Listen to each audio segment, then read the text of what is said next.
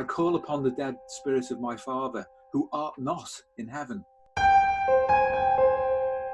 And barely had I said that, then this girl just went sideways. My grandmother did. She worked in a Victorian school, and she used to see Victorian school children all the time.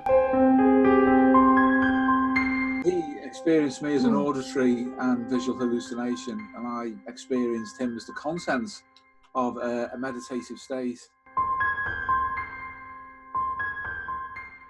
Yeah, I think I've been accidentally projecting my astral body. I'm getting up to the point very recently. I don't want to research it because I know I'll end up doing it. And I don't want to get stuck. I've got all the books up here if you want to. Oh, he has. Is it a real phenomenon? Like real? I did test it out. You've got the issue that it's connected to sleep paralysis sometimes. It's connected to hypnagogia sometimes. It's called in psychiatry ectoscopic hallucination. But I've had things verified by third parties, you know, including my mother, if she was an objective third party, you know. Well, yeah, she was straightforward enough to. Yeah, and I saw as a child the connecting cord that I didn't know. You know.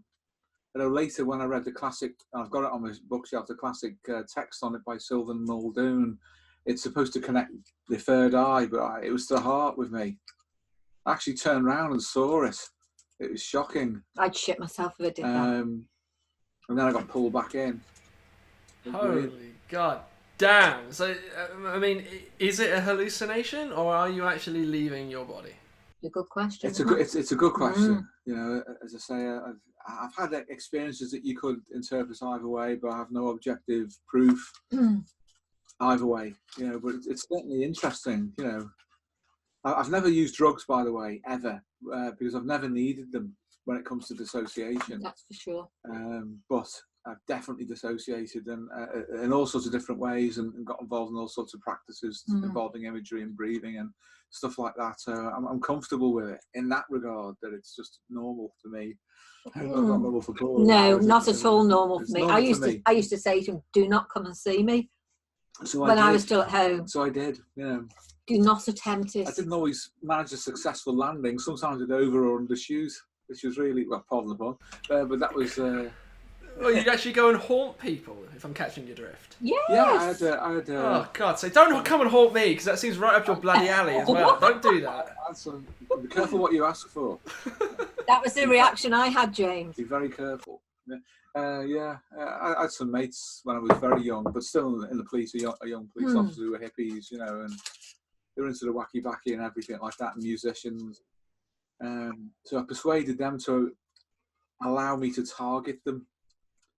To see if I could turn up, and we both had an experience that suggested that I turned up, put it that way. All right. There's no need for that. Yeah, well, it may have just been, you know, an hallucination and an unconfirmed subjective report, anecdotal report from him. Who knows? Could you do things like meet places? Because that would be a brilliant thing. You know, well, I actually targeted him to turn up in his house. And so did he see you? He had a conversation with me. Oh no! Stop it, Steve! Stop. Yes, it's very upsetting. I asked him to project as well, so we'd both be projecting, but he couldn't. Probably because he shit himself. Yeah. That's exactly what I do. That's exactly what I do. He experienced me as an auditory and visual hallucination, and I experienced him as the contents of a meditative state.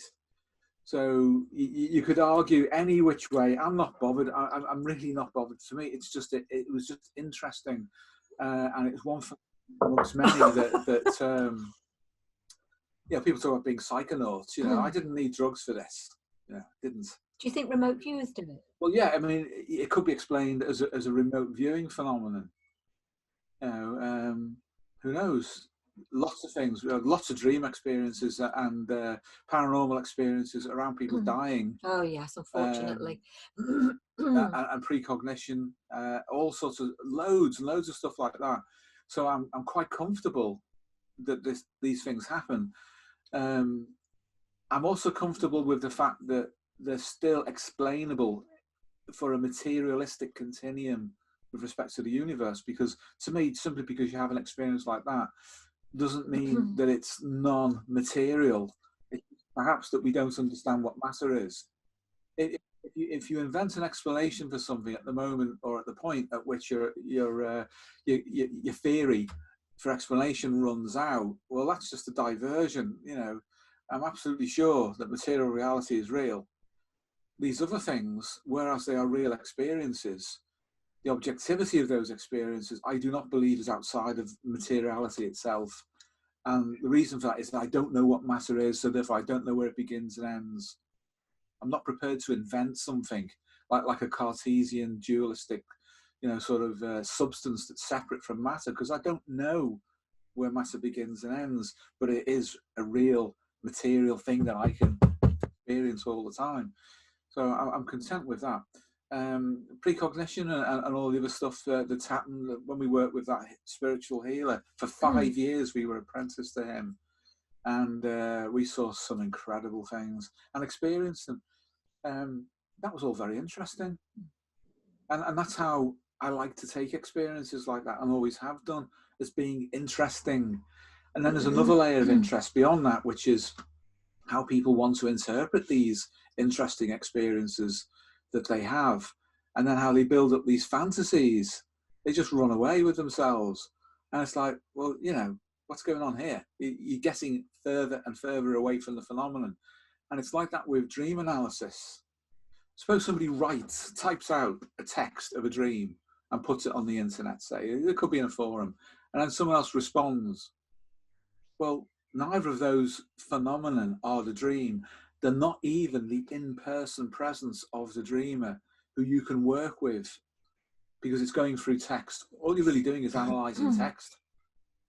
You're not analysing the content of the dream or any method for re-entering dreams, which is an iffy thing to suggest is even possible, but it's part of an amplification process, for example, with dreaming. So the further away you get from a phenomenon, and that can be by using drugs, because it's still not exactly how the psyche would want to allow you, and I'm choosing my words carefully by saying allow, what would want you to experience something, because you're using an almost illegitimate leverage there to overstimulate your synapses to create something. And how do you know to what extent any of it is valid, because it might be wrapped up in other stuff that isn't? So, you know, you have to be really, really careful with using substances. Where you've got mental illness, and that's more natural in some respects than a mental illness that's induced through a chemical, an extrinsic chemical, because it's still part of the ordinary regulation and turnover of the psyche under normal conditions, even if it is a disturbance in neurotransmitters or whatever that's behind it. In other words, you're not adding another layer, another confounding variable on top of a natural phenomenon. So when it comes to working with so-called paranormal phenomenon, just let it happen. You know, it will, after a while, if it happens often enough, just take on an ordinary aspect to it, and you'll see that it's just woven into the fabric of daily life. And apart from, as happened to you recently, where a book flew off the shelf quite dramatically on camera, it's relatively unobtrusive. It is. It does become a part of normal life. They've happened to Jane. When she was making a big decision, her watch broke off her wrist, symbolic, presumably, of she's out of time or something like that. And happened, recently. Two people I've worked with, of course, have had things regarding mothers spontaneously breaking. Yeah. You know, it was one day after the other, people who I'm sort of connected to. I'm not saying I'm the nexus of this, but it's like you enter into this little field, you become engaged, and then it does become normal. The only thing I don't want, and I'm only saying this because I'm not going to hold it in, what I do not want, please, is for an actual ghost to come and visit me. I couldn't take that. Because then that leaves the realm of that's interesting to, well, I actually just saw a ghost. you know, and I can't switch off my amygdala. It's just not going to happen. Yeah. It's just not a pleasant thing. Well, if it happens often enough, you get used to it. Is this your way of saying? No, I'm not planting a suggestion. I mean, no. But you know, it's kind of like I've got wisdom of the elders. If things happen often enough, you get used to them, and then of course there's how you interpret them. If you interpret them from within a framework that you're comfortable with, it's also not a problem. It's only when what you experience apparently doesn't match that framework, or you've created a framework which is through autosuggestion damaging. And what is it that you're experiencing? I mean, I've had some experiences that quite clearly I just can't explain in a normal sense, but they definitely happened. And they're very interesting. And I can't solve them any other way than, say, the hypothesis of precognition. Just can't. So that has to sit until a better explanation comes along. But it is interesting. The more you work with the psyche in depth, the more this will happen, for sure. Yeah. Yes, it fits into your frame as well of validating things with experience too, because you know if you experience the paranormal or you experience synchronicities, it's like that's a very, very different thing than just making fluff up like some of the archetypal fantasies we've been talking about. So I do want to say out there as well that my mother's side doesn't experience the paranormal whatsoever. Or, well, no, that's actually a lie. My grandmother did. She worked in a Victorian school, and she used to see Victorian school children all the time. And then it was I think it was after or just before she discovered that the caretaker had hung himself. So that was obviously a horrible thing. My mum told me that story when I was very small, and it was not very pleasant to hear that. No. On my dad's side as well, like they're all Irish, proper Southern Irish types that are like really like country types. If paranormal was normal in their everyday life all the time. I saw one of my aunts who lives on the Isle of Wight. I went over her house. Like her house is so you can't even make it up. She had a mouse skeleton just sitting in her garden. It's like that level of kind of strange. And she says she comes downstairs all the time, and her downstairs is different. She just sometimes goes and it's like back in time to what the house used to be. And she looks outside and there's like Roman people walking around. She's like, oh, this is normal. Absolutely, it's completely normal. I'm like, is it really? So I don't know. There might be a hereditary element here, or everyone. I don't know. They seem to be of a Catholicism generation. Maybe they were taking too many drugs in the 60s or something. Yeah. I deliberately stayed away from anything like that, and I took that choice as a very, very young person. That if I was going to explore the psyche, I wanted to explore it on its own terms without anything getting in the way. You know, that could be blamed for it, because it was quite clear that happens. You know, when I was young, there were hippies everywhere, and they were all just gone. You know, literally on cloud 9, planet 9, anything. But they weren't on Earth in that sense. So the contents of anything that they experienced, you could not separate for sure from the effects of the substance that they took. With people who are mentally ill and who are hallucinating or have delusions, it's a frightening thing for them, and it's a frightening thing for the family. But you can also say that content has a more naturalistic element to it than anything that's induced by a substance, even if that's alcohol, you know, which is the most obvious personality changer that you're going to experience in daily life. I don't drink either. I won't do it, not because, you know, I'm bothered particularly. It just doesn't interest me. I've never encountered ghosts when I drink. Drink was always my drug of choice. Still enjoy a nice pint, and there's no ghosts. That's quite a safe one. You can relax and enjoy yourself. Hallucinations aren't going to turn up. No judgment for people drinking at all. I was just saying that's a daily life experience that people can have. But I think if you're serious about the psyche, then you must meet it on its own terms, mustn't you? Yeah, but like I say, you've not been poisoned by Catholicism. No. And that generates a lot of fear in people. It does. It took me a long time to let go of that. Yeah. Yeah, I mean that reminds me actually of that nurse when we did the Ouija board. Yes, it's a good example of it. It was funny. This was another one of these hard-bitten nurses. You know, nice person, but she was training with us, and she was doing the year that was set aside for doing hypnosis and all of its forms, all the imagery and everything. And as I said on another podcast, we would train people to deal with the occult and people who are manifesting things by putting it into the same context that Carl Jung did, as found in his dissertation on the psychology and psychopathology of so-called occult phenomenon. My father had just died about a month before. So we set the Ouija board up, and this nurse was over on my right, and we were all, all fingers on the glass. And of course, it was all moving due to an idiomotor, collective summation of idiomotor responses.